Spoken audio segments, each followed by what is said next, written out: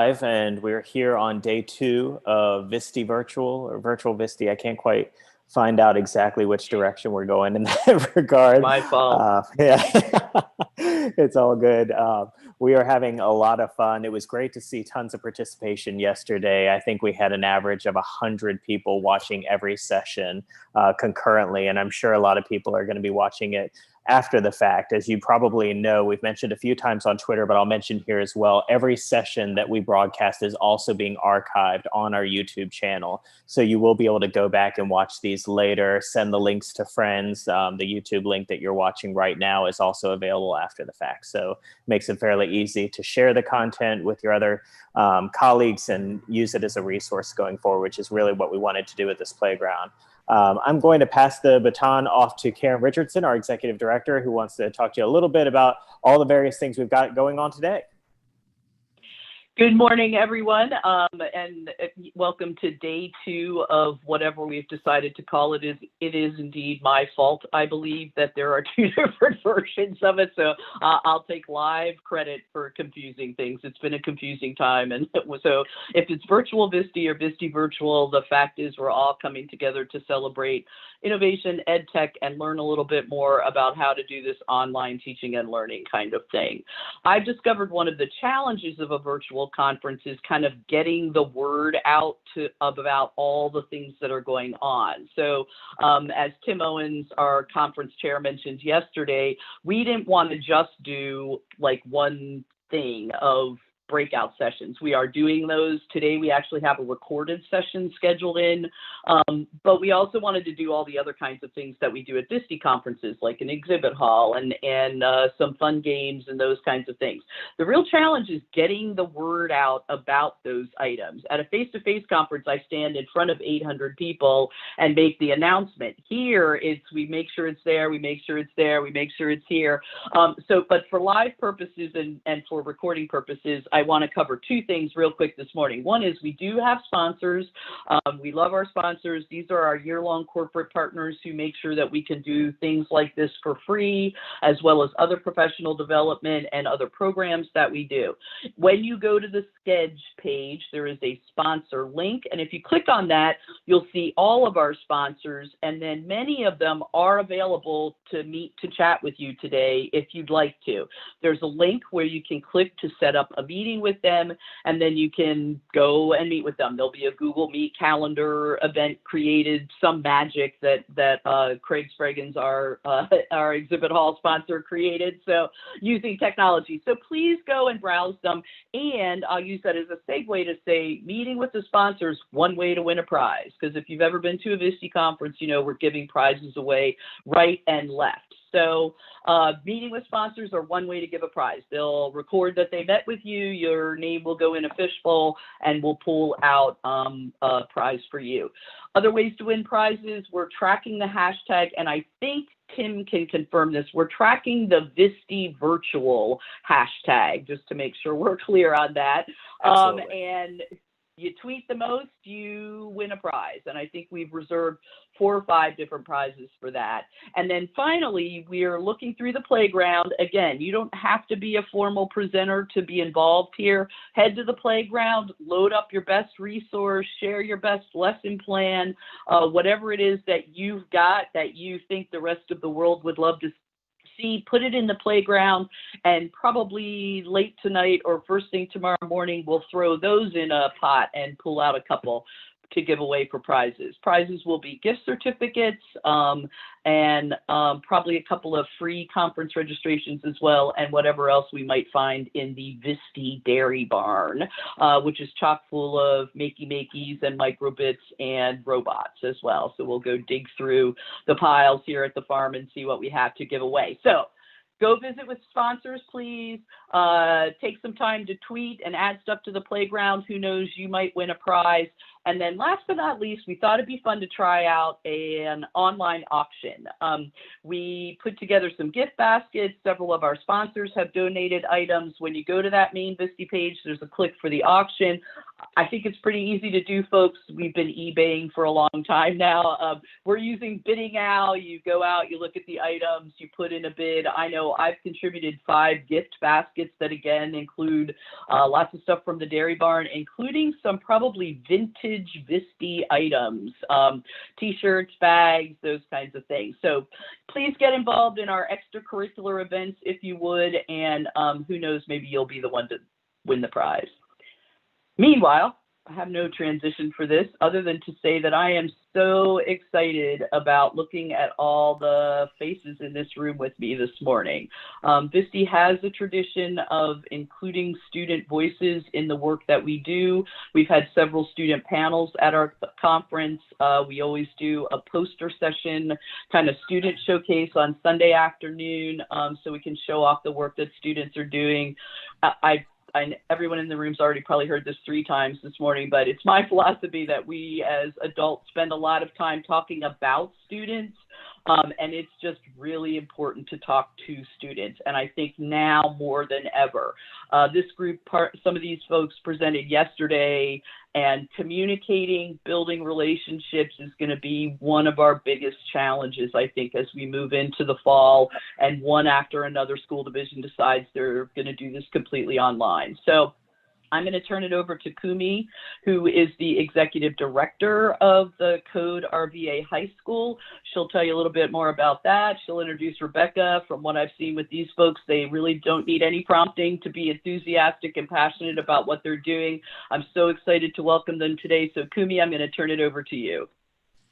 Absolutely. Thank you so much, Karen. And we are thrilled to have our students here. We are the proud home of the Velociraptor at CodeRVA Regional High School. And so we're going to start today. Ms. Hall, one of our teachers, is going to give us just a brief overview. If you're not familiar with CodeRVA, it's important to know a little bit about our school. And then we'll transition into our students introducing themselves. And then I'll be moderating just some questions that we think that teachers and educators and administrators may want the answers to from a student's perspective about this upcoming school year. So Ms. Hall, would you like to start us off? Okay.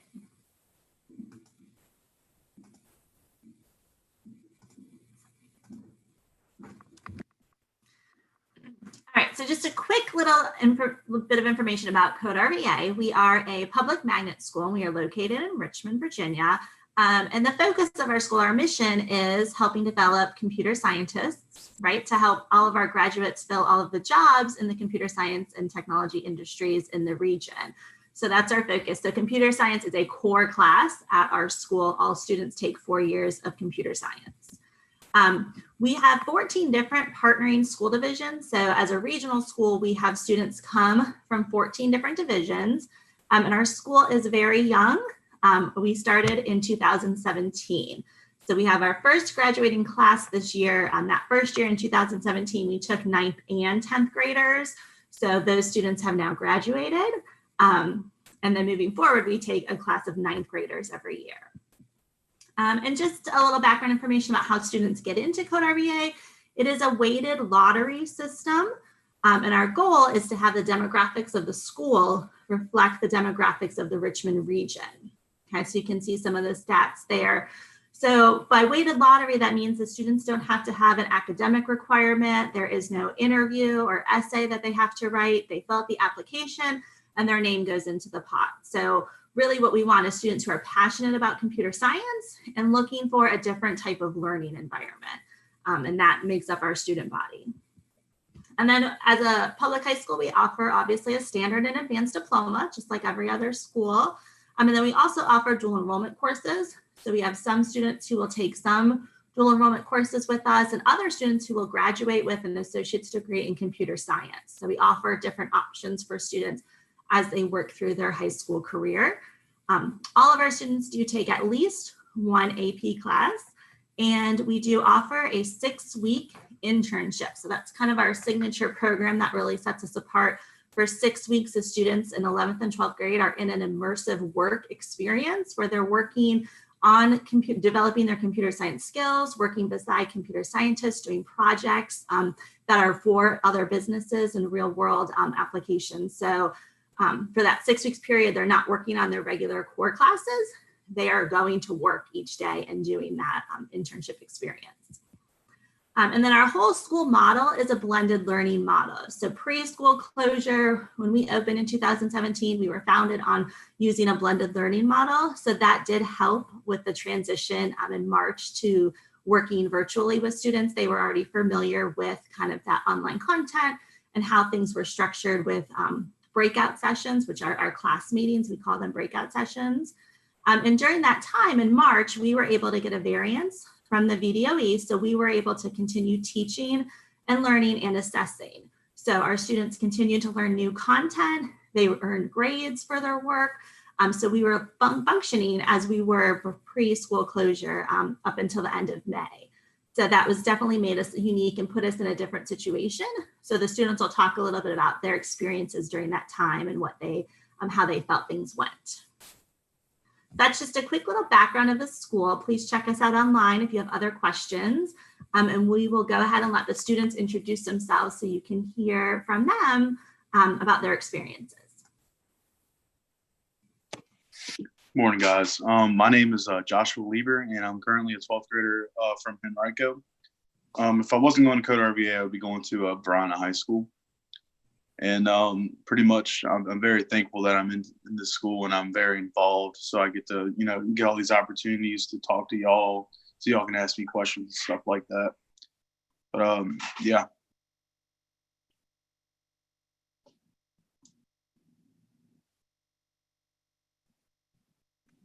Hi, I'm Jasmine Stith. I'm currently an 11th grader from Petersburg.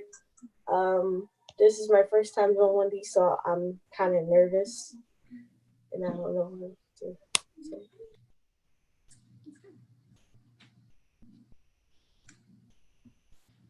Hi, I'm Cameron Dickerson, a 10th grader from Hanover, and I would be going to Hanover High School if I was at my normal school instead of Code.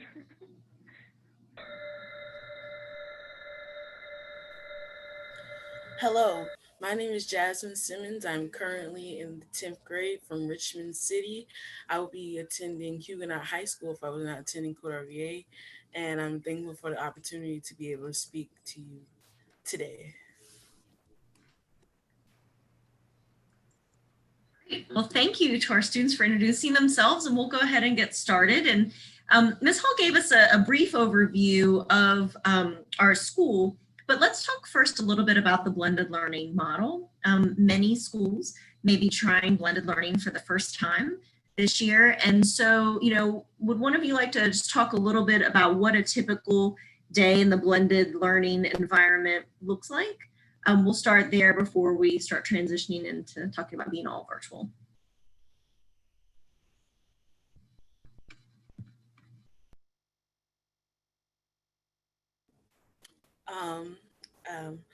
Okay, so in our school, when they say blended learning, we will have classes online, and the teachers, they will give us assignments to do on the class. They'll coordinate with classes inside the classroom. So if we're doing work on our laptops, that work will be related to the work that we're going to be doing in the classroom, so that we can have an understanding when the teacher teaches us. Say, for instance, if I'm in math class and we're doing a certain subject, if I don't understand what's going on the laptop, that day when I go into the classroom, I can understand what we're doing and everything connects. So when I go back outside of our classroom, because we have a class on, say I have a class on Monday, but I'm outside of the classroom on Tuesday. So on Tuesday, if I'm still not understanding something, on Wednesday, I'll be in the classroom the next day, so I can ask the teacher what's going on while she's teaching the other class. We will split our classes up into probably half, and one half will go into the classroom. Another thing in our school, we're very focused on open space. So it's like a responsibility based thing. If you are responsible enough to stay inside of the open space, then you're responsible enough to go in the classroom. The teachers shouldn't have to check on you at make sure that you're doing what you're supposed to do. It's just you need to do what you're supposed to do, and it shows how responsible you are to the teachers. And just like a workspace, if you can just stay focused on your work, not talking, not getting up, just the teachers are trusting you, letting you make your decisions, and it just shows who you are. Thank you, Jasmine. That's really, I appreciate that description. And just for those of our listeners, when we're talking about the open space, so in our school, our classrooms are smaller than the typical high school classroom in terms of the physical size of the classroom. So the students, there are tables and chairs located outside of the doors that we refer to as the open space. So if you're a friend who works at a traditional school setting, right, you might imagine some of the things that we're talking about you would do within your classroom. You might have a section of your room that would be designated for small group or independent work, whereas, and then while you're teaching a small group of students in another section of the room. So that's a modification you could do. Obviously, if you're not able to put students outside of your room, which is what we're describing. So that's a good way to set us up. Would somebody like to maybe talk about something that they really like about blended learning specifically, or maybe something that you find challenging that might help other educators prepare ahead? So with the blended learning, especially for me being a pioneer at the school, it's a lot of trial and error. They give you all these assignments and it's due, let's say that they give you new assignments every Monday and they make it due by the end of that Monday. So they give you a lot of freedom and responsibility. And, when you're a freshman in high school, you're just like, oh, yeah, whatever, I'll get it done and stuff like that. At least that's how I was. And I would just end up procrastinating. So that's just something that you have to take up upon as responsibility when you're doing this type of learning, because it's a lot of reliability and responsibility on the student, and the teachers relying on you to do your work. So, don't be that person where you're like, oh, yeah, I'll just get it done Monday night, jam it all in. Yeah, it's not fun. So that's something that you shouldn't do. And there's also a benefit to some people, with the responsibility. So. Great. Does anyone else want to chime in on that? Maybe something you like about blended learning that your teachers do that you think really helps you learn when you're in the blended learning environment?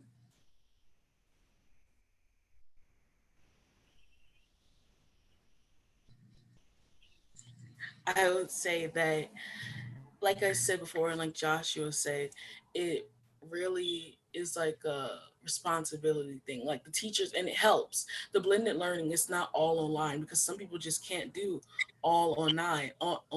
It doesn't work. But then some people can't do all physical paper stuff. So you have to mix them together to get a real understanding. And I feel like that personally helps students, and it makes things easier for them to understand and when they do work. I really like it. To me, it's better than doing just straight computer work or straight paperwork. It's like a great like hybrid together to make it better for students. Thank you. I think that's good.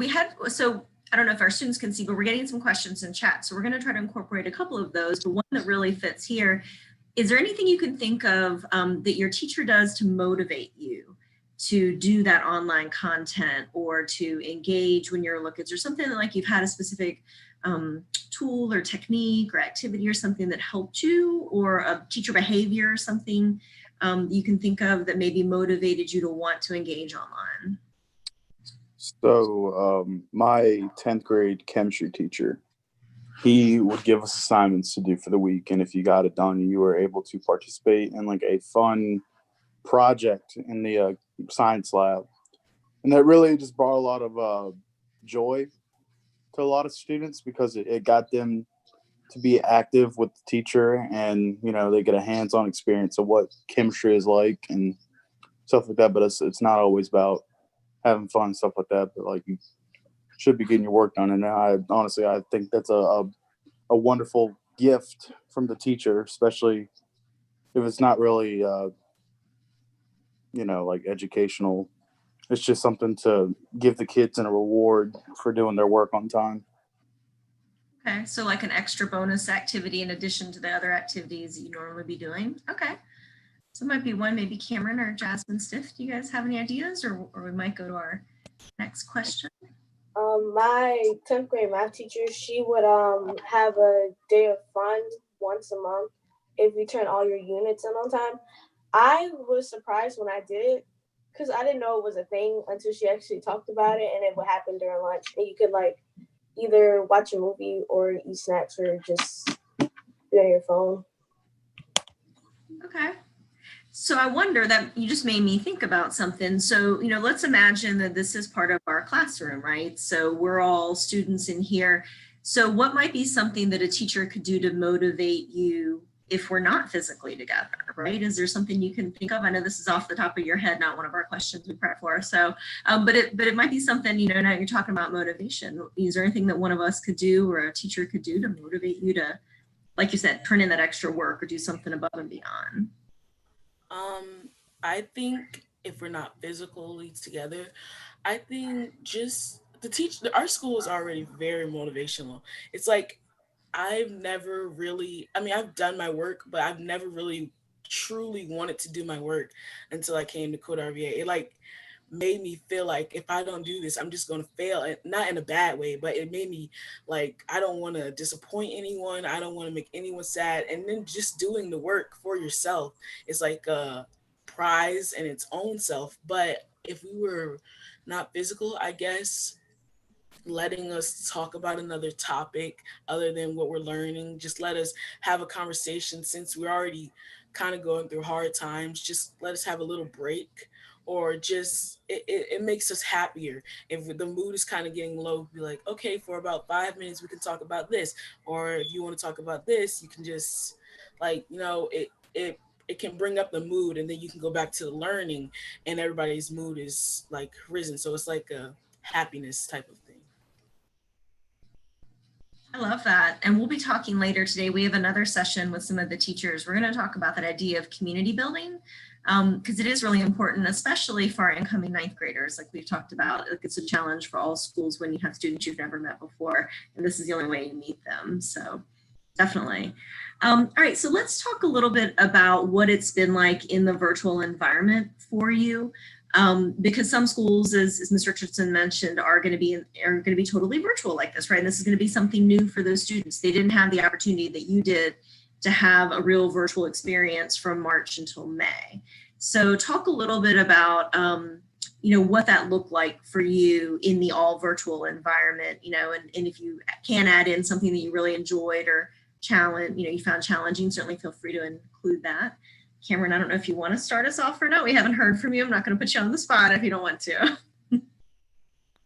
I will say like one thing that made the all virtual school more enjoyable, or more manageable in a sense, was if teachers would put out all of their work at one time of the week and give you a week to complete it, just so you had a set schedule, especially when all of our schedules were all messed up. So yeah. Okay, that's great. So sort of giving you an advance notice on what assignments you're going to have and when they're going to be due and structuring that for you. That's good. That helps you have a little bit of structure within your chaos of everything right now. Okay, that's good. Anybody else have something or want to talk about what your day, you know, something you really enjoyed about your virtual experience or that went well for you? And I'm sorry if I'm talking a lot over the other students.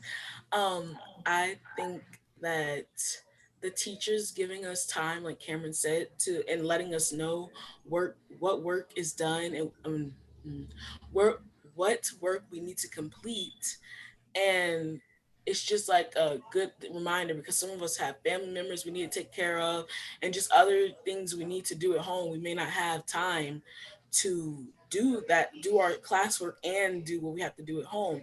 So the teachers, they help us with handling that. So they say, okay, you need some more time with this assignment. You can handle this. You can have this many days to do this assignment, just to help the student out, not like try to make them slack or just a little cheat, but it's like a thank you. I know you have my back. I know you're helping me with this. You know what I'm going through. You know what I need.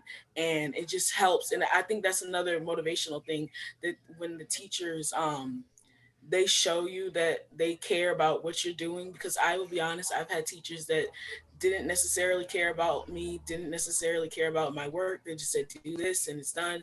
But the teachers at CodeRVA, they make sure that we are doing what we have to do, but in a nice way where they actually care about the students and just stuff like that. And I feel like that really helps.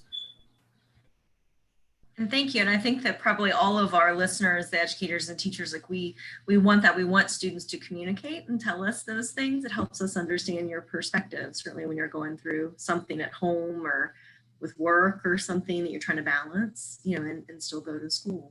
That's great. So I guess, so was there anything that you feel, we kind of talked about this with blended learning, is there anything that your teachers did to make you feel more successful in the virtual environment? We talked about the due dates. Is there anything in addition to that, you know, communication? Was there anything about the structure of your classes or particular activities that you really enjoyed maybe? My math teacher, she would record the online lessons so people can look back at them to get that extra, you know, confidence of like, oh, I can just look back at it and, you know, stuff like that. But she also took some extra time. And I know not just her, but a lot of other teachers did this to make these like one-on-one private talks like scheduled and stuff like that, which is it's a blessing for some students that if they're lost or confused or if they just weren't there for the lesson, they can always set up on these one-on-one courses with the teacher online.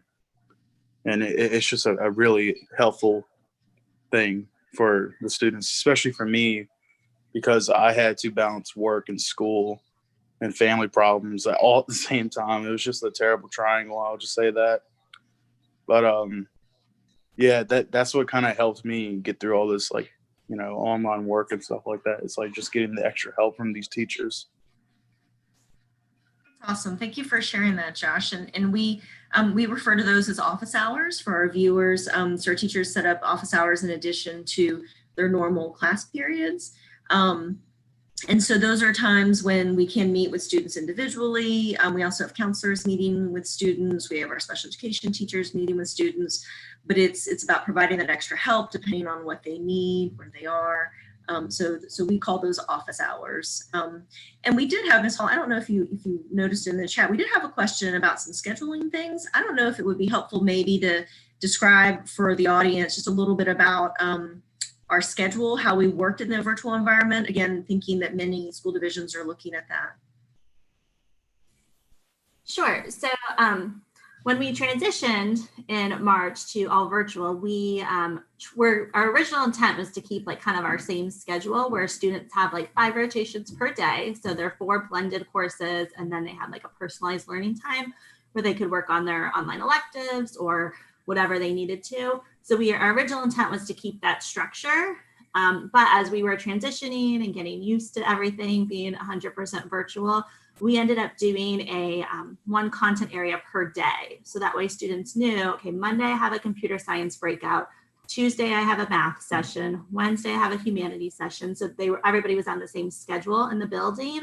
So that worked really well for communicating with families and kind of the consistency piece. Students knew and families knew what was going on each day. And then we had a set office hours schedule. So students knew on Monday morning, I could go get help from my science teacher. They were available. And Monday afternoon, my math teacher was always available. So I'm building whatever works in your building, that like set structure, I think was really helpful. I know we've talked about like when we head into the fall, if we are all virtual in the fall, wanting to have the opportunity to have more than one breakout session per week.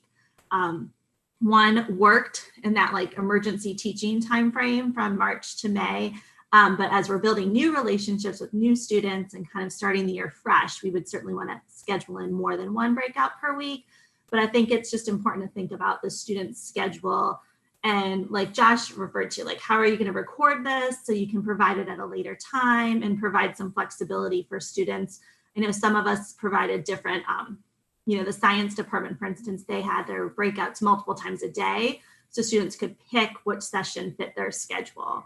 So just being really flexible and fluid, and maybe what you try at the beginning, like what we tried that first week did not work, and just being able to reflect on that and take the feedback from students and teachers and make adjustments.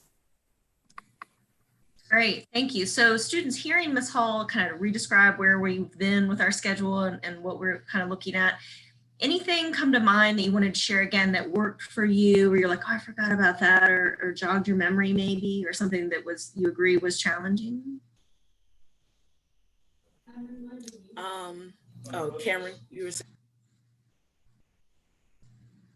It was helpful if when the teachers would give us the notes to do by ourselves outside the breakout, but then would go over them with us or do practice problems or practice whatever, to help kind of clear up any confusion that was about the notes, but you weren't just having someone lecture to you the entire time. That's good. Okay, so would you say that those notes were sometimes a preview of something you were going to learn, or more like a review of content you already had, or both? Sometimes a little bit of both, but more so like a preview. Okay, so previewing what was coming up. Okay, great. Someone want to add to that? What was the original question that you asked? Like, I think I lost a little track. Yeah, no problem. How about I'll restate, and then Jasmine, Stiff, I know that you look like you were unmuting, but we were kind of talking about, like Ms. Hall was kind of describing for us what our schedules looked like when we first closed, March until May, and then sort of some other ideas for how we might change going forward. Just if it jogged anything that you guys were thinking of, like, oh, this did work for me, or something challenging. Jasmine, Stiff, did you want to say something to add on to that? I was going to say that my math teacher would have us take notes before we actually entered the class. And she also did the 2 class schedule things. So one was in the morning, one was in the evening. So that made it easier for me because I wasn't a morning person. And on another note, she would also do surveys to ask how students were doing at the end of the class. So I love that. Were the surveys about like how you're kind of feeling like you as a person, or was it more like, did you understand the content that we did? It was a summary of the class. If you understood what she was talking about in the class and how you were doing all together. That's great. So Okay. it kind of helped. Yeah, that's great. Jasmine Simmons, did you have something you wanted to add in? Like Jasmine said, we did have surveys that the teachers give us asking if we knew the subject and if we personally were okay. And it's something Ms. Hall said about when we did virtual learning. The teachers did let us pick what time of day we would want to have our class. Like, say we have a class at 9:30, another one at 11:30, and another one at 2:30. If I have to do something early in the morning, but later in the day, I can pick the 11 o'clock one. And even if those times don't match with what you need, you can schedule another one, like I think everyone else said. And I think that really helped a lot because not everyone has the same schedule anymore, especially since we're not in school. And it just helps you get used to like doing it, like getting back into the grind and what you have to do. And you can feel comfortable with the timing that you have. But yeah, like Jasmine said, with the surveys, I kind of forgot about that. We haven't been in school so long, but yeah, I really did like that. Thank you very much. And we had a, kind of thinking about the, looking ahead we had a chat question, so I want to make sure I pull about notes. The question was, what kind of notes were they? Were they notes that you were filling in on your own, or were they notes that you would watch something and then you would take the notes? So I don't know if anybody had an example of something from a content area you wanted to share about that. Yeah, so another good example from a math teacher, I love her. She would do like this camera where it's like a down view angle of like the paper, and she's writing it down. She's like, all right, so class, you want to write down this, that, and that, and make sure you fill this up, and make sure you circle that, highlight it, do whatever. And she would just kind of go through it step by step, so you're with her and you're not, confused. And she'll record that process of her doing that, and she'll upload it to like Google Drive or not Google, Canvas and stuff like that. So that's how a lot of it was. I mean, my history teacher, we would do PowerPoint slides and we would write down notes. My ecology teacher was the same way. We would do these interactive PowerPoint slides and we had to fill out the blanks on that one. So it was different for every class. So I got a little bit of everything. And then my cybersecurity teacher, we did virtual like computer lab things. So on her screen, it'll show, hey, get to this website, sign into your online computer onto your computer. I know it sounds weird. And do this lab. And she'll send you like a PDF of the instructions in the lab and stuff like that. And it'll also have notes within that lab. So those are great examples. Thank you. Anyone else want to add in one, or then I'm going to move to another chat question we have. Any other ideas? Okay. So we're getting some questions about like synchronous versus asynchronous, and it made me think about, we have our teachers scheduling courses, and sometimes it can be challenging because not all of our teachers teach multiple sections of something. Sometimes we just have one teacher who, like, Josh was saying, responsible for cybersecurity. That's just one person. We don't have multiple teachers teaching that. But kind of thinking to the traditional environment, because many of our viewers are going to be in that world.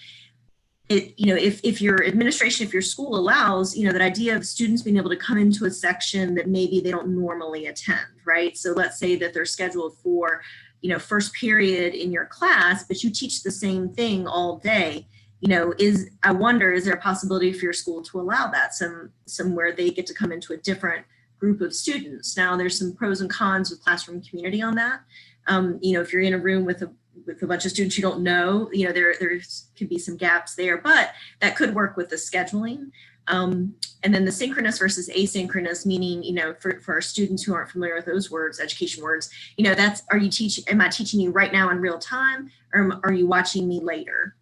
And you guys have already described that. And so I don't know if from the student's perspective, if you wanted to speak to, do you like the synchronous, I'm teaching you right now better? Do you like the asynchronous, I can watch you later, or a blend, or if you guys want to speak to any of that?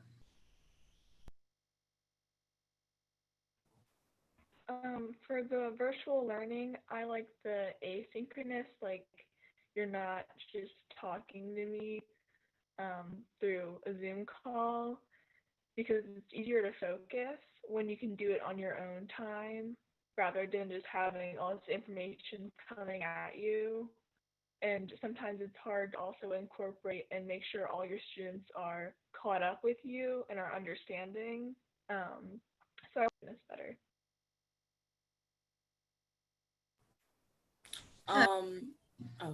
Keep going. Okay. I like blended kind of, because I personally need a teacher to be there in front of me teaching me something. I can't always work online or else I get a little distracted. But when they record the video for me, if I was busy during that breakout, I can go back and just watch it and it'd be like better for me. And I actually have an example right here. Science, they sent out these packets that had science work inside of them. I was not able to make the breakout. So the teacher, she recorded what we're supposed to do, and I did it on my own time. And it helps so much, because it was like I couldn't be there, but I didn't think I'll be able to do it. But because they record it, it just gives you, like, I don't know, it just makes everything better. No, I love that. And thank you for showing us that. Maybe you could I don't know if you were able to tell us a little bit more. I saw our science teacher stuffing those envelopes.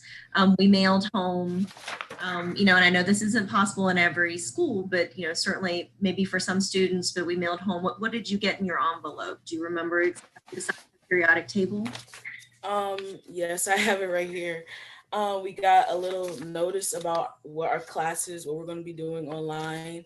We got multiple worksheets for the periodic table, and some more worksheets. And then we also got an erase marker. Like, they prepared us very much. If we didn't have this, they would have that.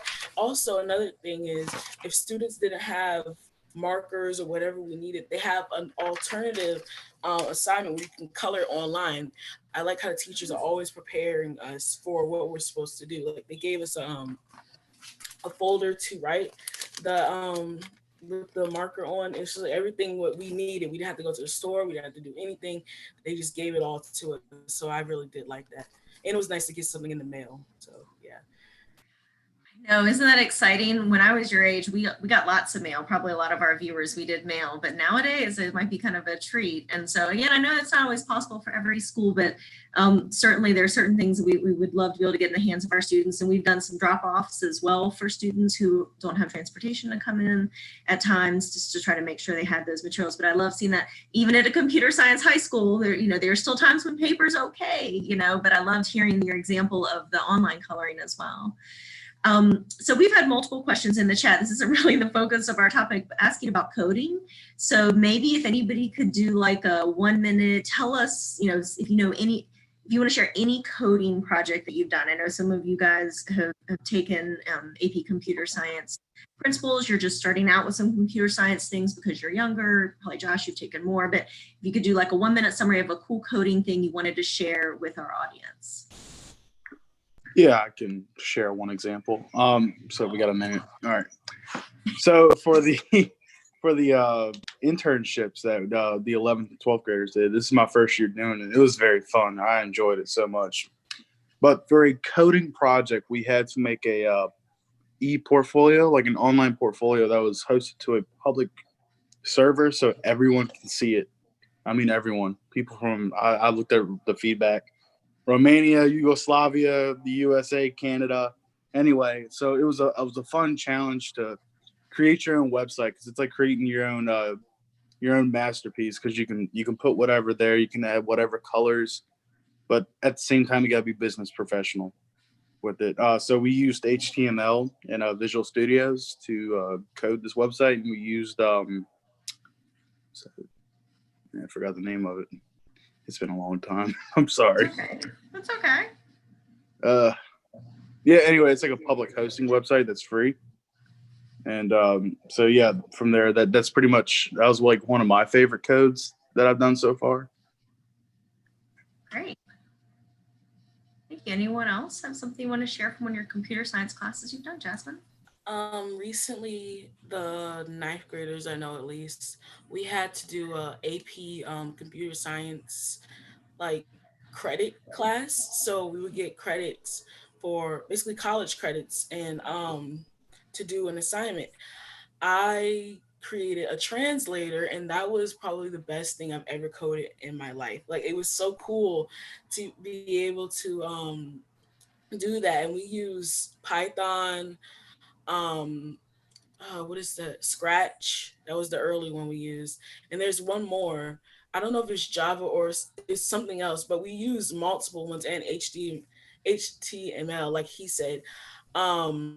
Just like we use various coding sources, so it's not all just one thing, like, oh, we're only doing Scratch, and then you can, like, it really helps you to learn and branch out from multiple things. And also, we even use coding in our clubs. Like, that's how far we use coding. I know in our newsletter club, like he said, we have to make our website. We used HTML. We used everything it's coding all over the school. And I really do like that, because that was another thing that drew me to the school, that we'll be focusing on computer science-based learning. And I really did like that. It's not just a boring course. No, it's very fun and very interactive, I would say. That's awesome. Thank you. Anyone else want to share? I'm going to put in a plug for one of our partners.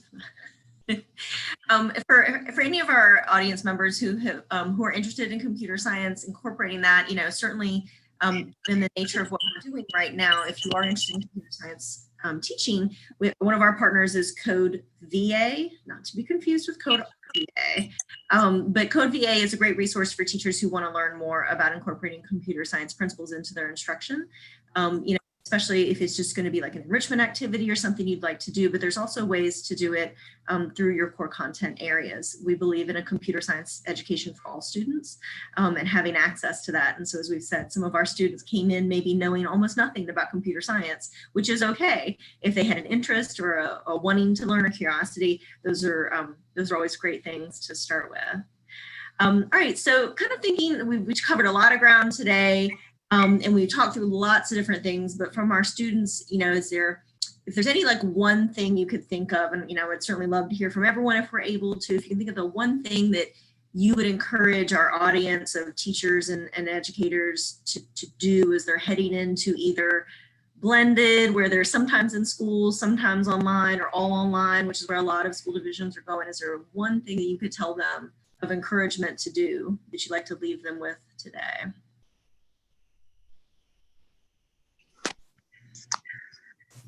So it's a thing that I stressed a lot because my parents stress it enough to me is when you go into a blended learning environment or a virtual environment or wherever you go, don't procrastinate, please. I hear it too much from my parents, so I just try to encourage other people to not do what I did my first year and the other half of the year.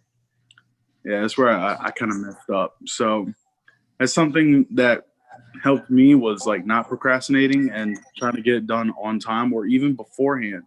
Like a lot of the assignments I got in my junior year were very short assignments, but they weren't simple at all. Trust me, they were very complex, but they were just very short. And I discovered that I'm getting it done earlier. I'm like, this isn't as bad as I thought it would be, and all that. So yeah, that's one thing that I think is important, is to not procrastinate in any environment, especially in a project-based learning environment and or the blended environment. I love that. And thinking, with all the different types of students that we have out there, that idea of, how do teachers help students build those, what we call workplace readiness skills, right? So not procrastinating is something we have to do as adults too. But how do teachers, help their students stay organized and not procrastinate their work? I think that's a great tip, Josh. Who else would like to weigh in? I would like to say to the teachers, what I felt really helped me is to care about your students so much. Like if a student is getting a feeling that you don't care, it can just ruin everything. I've learned it back in 8th grade. I did not like it. I would ask the teacher for questions, for help with something, and they didn't help me. But here at CodeRVA, the teachers really, truly, truly do care about what you're doing. So just checking on a student, like Jasmine said, with the little surveys to make sure your student is doing okay with their lessons, with their family life, just checking on your student. I think that really helps to show that you care about the student and what they're doing. And I don't know, that's just the biggest thing to me that I really like, because it really does help. It changes your whole mood about learning and your enthusiasm to do learning. I've changed. I like doing my work. I kind of did before, but it makes me feel like it's fun. Like once I get to do it, like, oh, I know such and such is this and I can do that. And it's really fun. So I would say just care and make sure your students are doing okay. That's awesome. Thank you. Cameron? Adding on to what Jasmine said, I would say that the surveys really motivated me the most to really do my work. My grades were kind of slipping last year, and my teacher started noticing, and they were always emailing me asking if I needed extra help, which I kind of sometimes said no to, which wasn't good. So you should also ask for help when you need it, because that was a dumb thing for me to not get help, because you would fail some work because I was too scared to ask for help.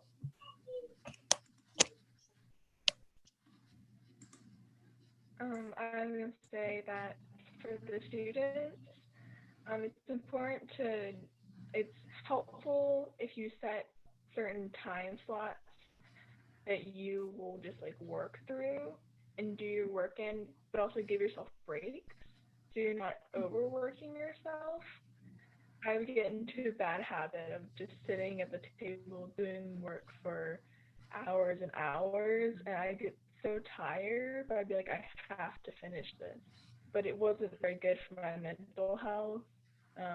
So giving yourself breaks, but also setting that times to that schedule is important.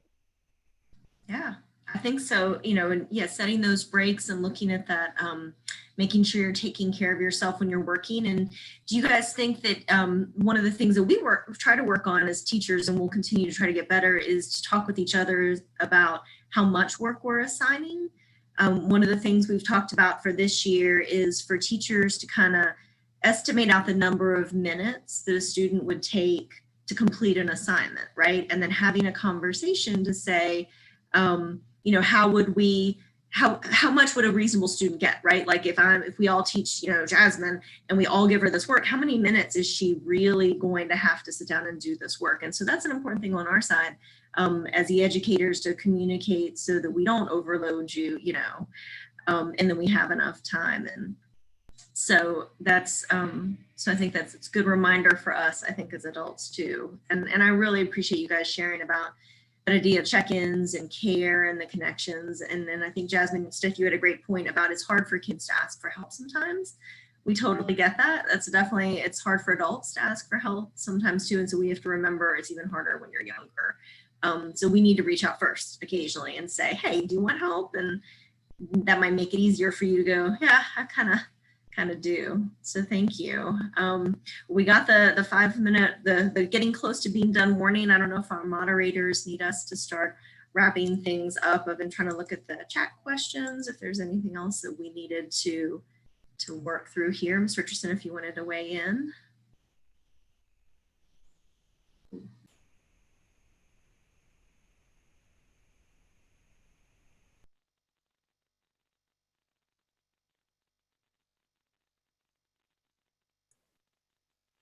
I don't think we can hear you, Karen.